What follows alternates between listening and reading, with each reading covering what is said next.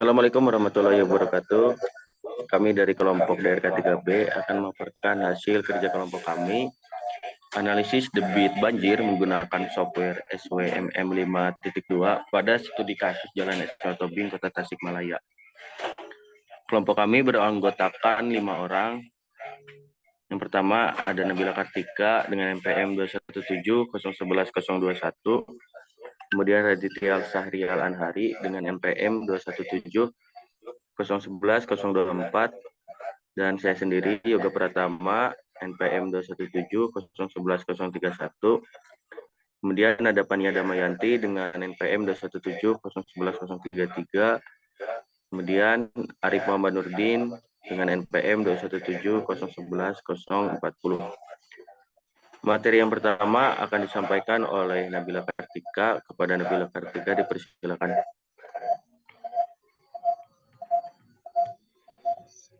Terima kasih kepada moderator yang telah memberikan waktunya kepada saya. Untuk selanjutnya saya akan mempresentasikan latar belakang. Latar belakang dari kelompok kami ini yaitu drainase diartikan sebagai rangkaian konstruksi air yang digunakan untuk mengurangi atau membuang muatan lebih air dari suatu tempat. Sistematis pada perencanaan drainase yang kurang baik dapat mempengaruhi kualitas dari drainase seperti banyaknya sedimen dan sampah yang mengendap pada jaringan drainase. Kebutuhan akan lahan, baik untuk permukiman maupun kegiatan perekonomian, terus meningkat. Sehingga lahan yang berfungsi sebagai referensi dan reservoir air menurun. Akibat aliran permukiman bertambah besar dan material yang terelevasi terbawa ke dalam saluran air, mengakibatkan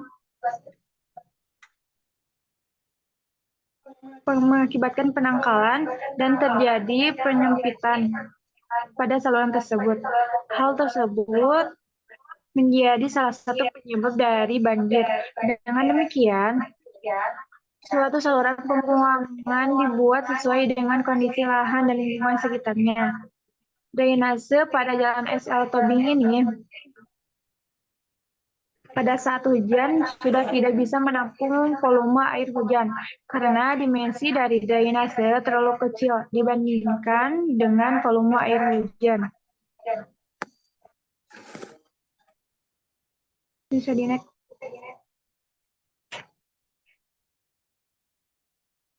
Untuk flowchart atas ini yaitu bisa dimulai. Salansia. Iya, nah PPT nah.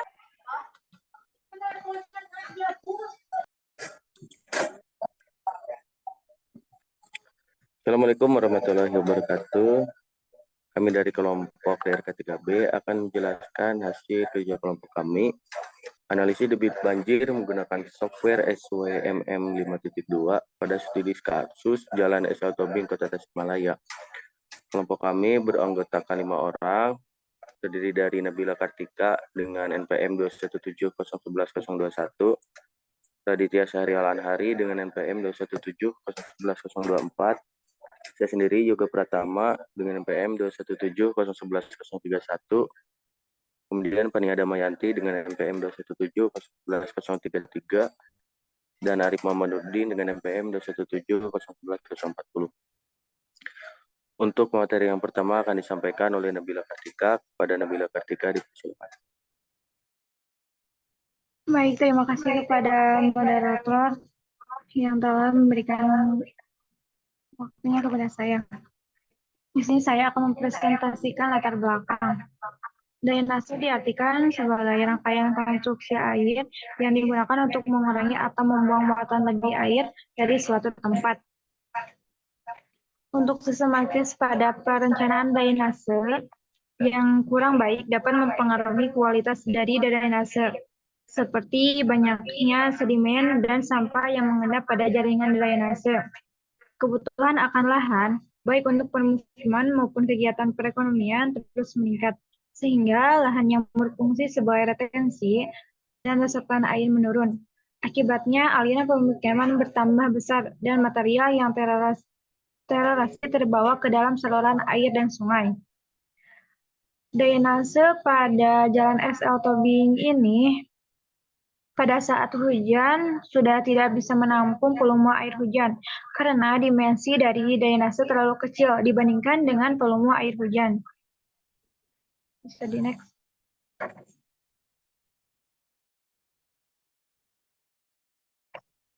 Data lokasi penelitian ini yaitu berlokasi di Jalan Mayor SL Tobing, Tugu Jaya, Kecamatan Cideng, Kabupaten Tasikmalaya, Jawa Barat. Penelitian ini merupakan daerah yang cukup padat kendaraan.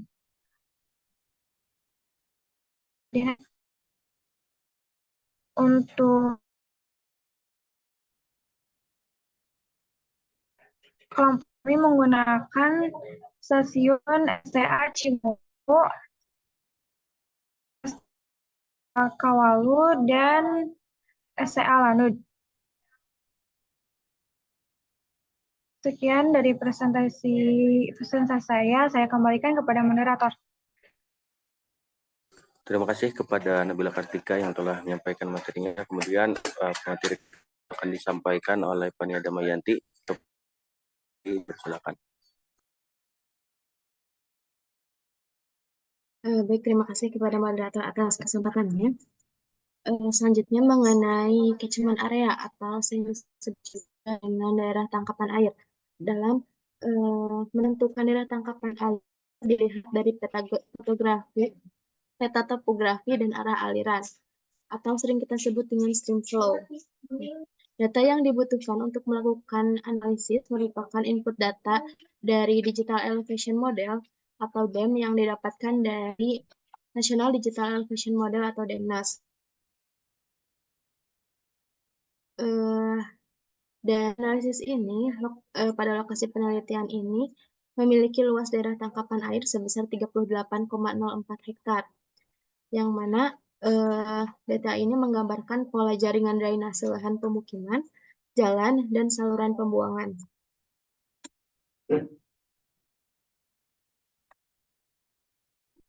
Selanjutnya terkait untuk jangka menggunakan metode Polygon Thiessen, yang mana stasiun Cimulu, stasiun Kawalu, dan lalu seperti yang terlihat pada gambar.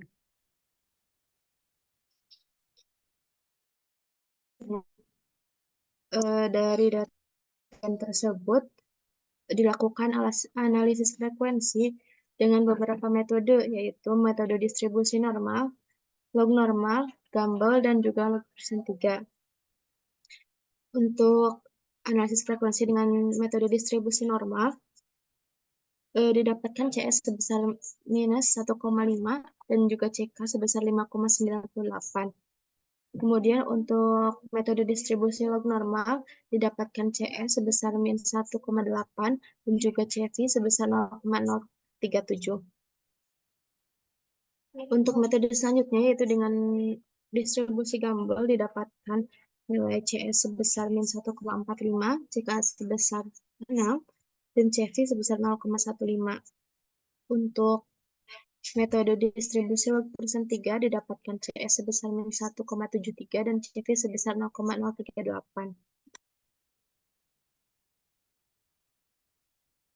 Untuk analisis frekuensi ini harus disesuaikan dengan syarat yang ada, yang mana di sini kita menggunakan metode distribusi dengan Gumbel yang syarat. Nah, analisis dengan metode Gumbel juga yang nantinya digunakan untuk datanya nanti digunakan untuk analisis selanjutnya. Mungkin itu saja yang dapat saya sampaikan. Selanjutnya saya serahkan kembali kepada moderator. Terima kasih. Terima kasih kepada Pania Damayanti yang telah menyampaikan materinya. Materi selanjutnya akan disampaikan oleh Arif Muhammad Nurdin kepada Arif Muhammad Nurdin. Persilakan.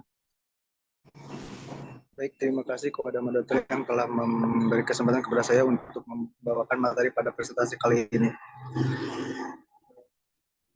Adapun uji kecocokan kesebaran. Pengambilan keputusan uji ini menggunakan parameter kali 2 dengan perhitungan sebagai berikut dengan banyak data N sebanyak 10 dan banyak kelas K. Adapun dengan derajat kebebasan atau DK maka sebanyak 2. Next.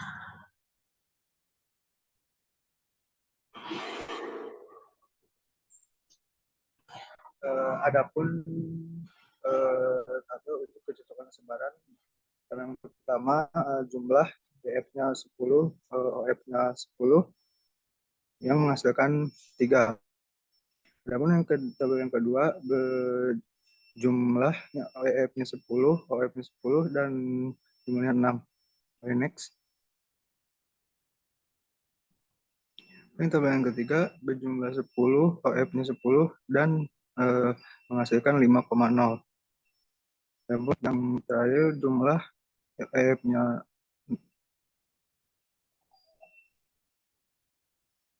dari di bawah ini bahwa nilai X kuadrat dengan derajat kebebasan DK sebanyak 2 dan derajat kepercayaan alfa sebanyak 5% ada 5,991.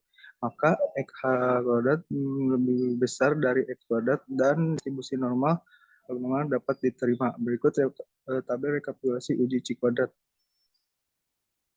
Next.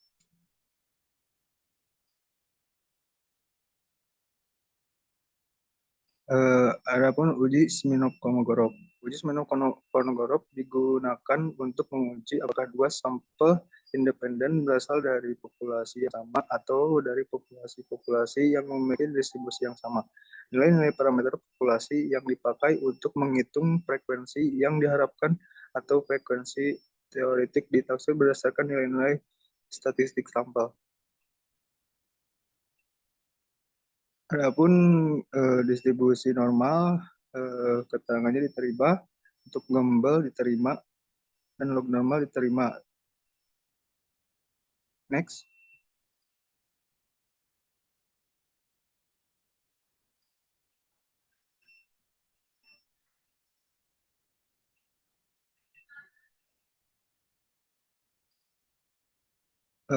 Intertisan ini dihitung dengan menggunakan metode Monobe dan dengan variasi periode ulang. Analisis intensitas hujan dihitung selama 24 jam pada periode ulang 2,2, 5, 10, 25, dan 50 serta 100 tahun. Durasi hujan dihitung selama 4 jam dengan interval hujan 10 menit. Berikut grafik pada kurva. Next. Adapun tabel analisis kapasitas penopang saluran, analisis ini dilakukan dengan membandingkan saluran existing atau QS dan debit banjir rencana atau PR sehingga dapat diketahui kemampuan saluran tersebut untuk menampung debit banjir. Debit banjir rencana yang digunakan merupakan debit banjir periode ulang 5 tahun. Demikian yang bisa saya sampaikan. Selebihnya saya kembalikan lagi kepada moderator. Terima kasih kepada Arif Muhammadudin yang sudah menyampaikan materinya. Dari selanjutnya akan disampaikan oleh Raditya Syarialan. Kepada Saudara Raditya, dipersilakan.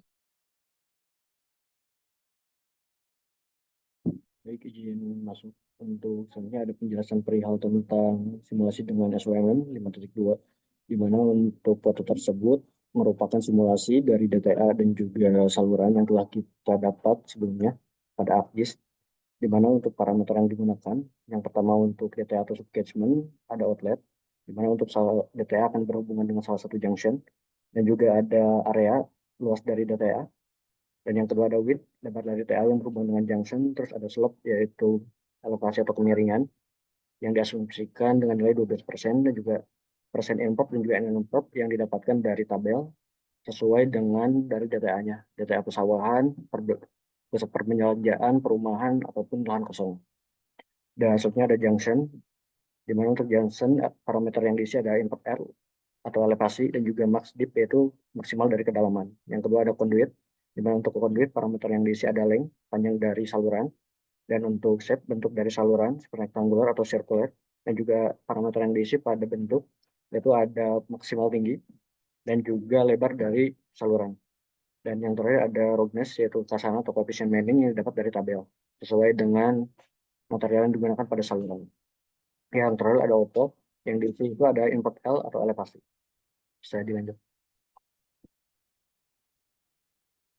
Dimana untuk perbandingan dari debit saluran dan juga debit rencana banjir dengan curah hujan 5 tahun milimeter kubik per detik, di mana nilai diambil jika QS kurang dari QR, maka pada tabel cek tidak memenuhi. Tapi apabila nilai QS lebih besar daripada QR, maka itu memenuhi. Bisa dilanjut. Yang selanjutnya simulasi dengan SWM juga, di mana untuk nilai yang digunakan pada ini ada elevasi, di mana elevasi tinggi saluran, dan juga menggunakan dimension jarak, di mana untuk ini itu adalah pada node 25 sampai dengan node 10. Di mana untuk warna biru itu merupakan saluran dari debit saluran node 25 sampai dengan 10. Boleh lanjut. Dan untuk ini merupakan elevasi dari air untuk profil pada node 24 sampai dengan 36.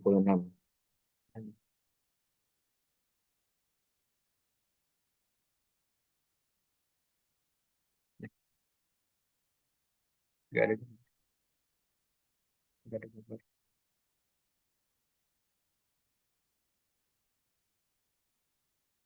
Untuk selanjutnya ada saluran sebelum didesain, di mana untuk saluran yang mengalami banjir dan juga nilai kritis ada pada S1, S2, S3, S4, S7, S8, S11, S12, S20, dan S21. Oke, lanjut. Maka sesuai dengan data yang diambil tadi, maka dilakukan redesign pada dimensi saluran pada S1, S2, dan juga seterusnya. Lalu dicek pada debit rencana banjir dan juga itu memenuhi. Mungkin untuk penjelasan cukup sekian dari saya serahkan kembali kepada moderator. Saudara Raditya Syahrial Anhari yang telah menyampaikan umumnya.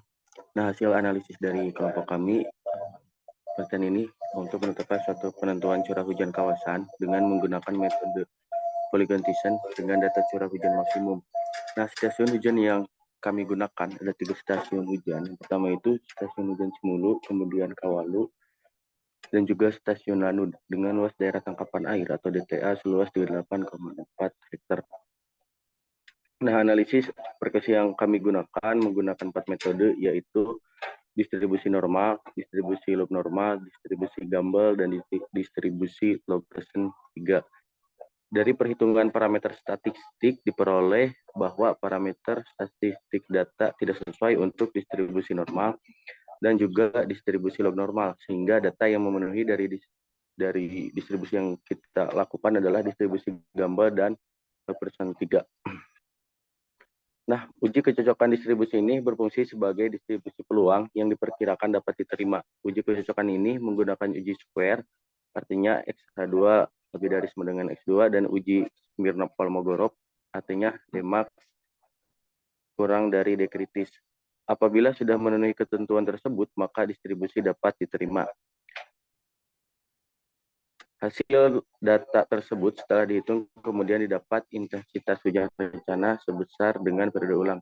Grafik kurva IDF, intensity duration frequency, dibuat dengan dengan hujan jam-jaman dengan bantuan metode Mononobe.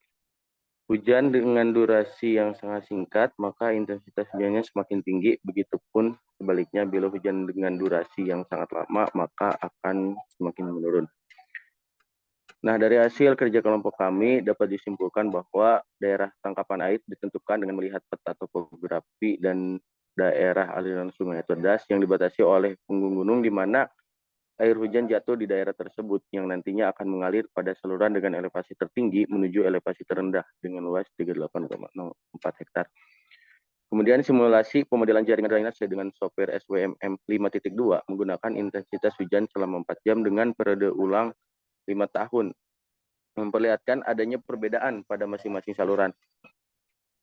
Kemudian setelah dilakukan evaluasi di saluran yang overflow dengan cara redesign, tetapi saluran yang sudah diredesign masih overflow, maka untuk mereduksi banjir harus dibangun kolam retensi agar debit yang besar tidak semuanya masuk ke dalam saluran yang mengakibatkan overflow. Nah, untuk saran yang mungkin bisa kelompok kami sampaikan, yang pertama, dalam pengerjaan ini harus mengumpulkan dan juga memperhitungkan data lapangan secara lengkap.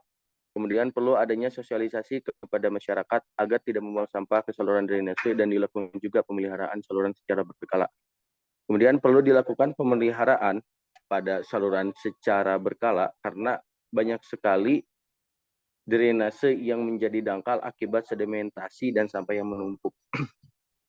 Kemudian yang keempat, perlu adanya penelitian yang lebih lanjut untuk menerapkan sistem drainase berwawasan lingkungan, yaitu sistem drainase yang bukan hanya membuang air, tetapi juga dapat menyimpan air untuk memperkecil limpasan seperti pembuatan lubang resapan biopori maupun sumber resapan.